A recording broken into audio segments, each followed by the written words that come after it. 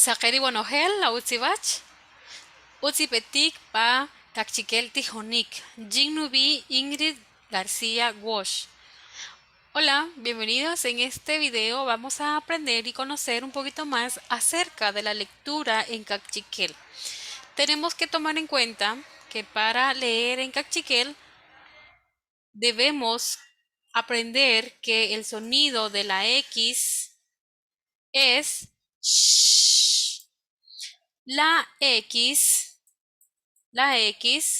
suena sh.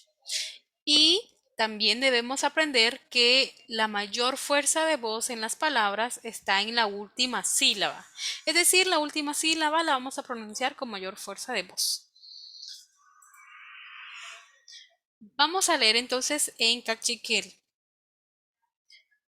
Ri tijoshela chirupamri Cachiquel tijonik. Los estudiantes de mi curso de Cachiquel. Ri tijoshela chirupamri Cachiquel nutijonik yalan en nounaki. Ri tzamna achishot. Ri ha shalash oko. Ri ishkem ach tzumpam. Rishta sopilla ach ishimche. Ri ha shalash tekpan. Ri ashwan achmash. Ri ha shalash chila kiche. Rishta lasha ach armit. Ri ya mari Chucarimalú e ach San Martín Gilotepec. En esta oportunidad, como estamos aprendiendo o conociendo el cachiquel, por ejemplo, las vocales relajadas, en esta oportunidad, por ejemplo, la A, la pronunciamos como A, aunque puede pronunciarse A, E o puede ser la U. Shalash, shalesh, shalush. Cualquiera de esas pronunciaciones es correcta, es válida. Jin e ko wachipil e a jalahoktinamit.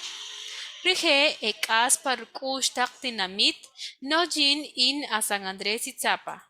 Ja konogel riwachipil e kopakakchikel tijornik kanjalangui e utz. Konogel ohkas pa jalahok tinamit. Sha konogel kachipil ki. De nuevo. Ritijo shala chirupamri kakchikel nutijonik yalang en nounaki. Ri tzamna achishot riha shalash oko. Rishkem achtzumpam. Rishta sopilla ahishimche.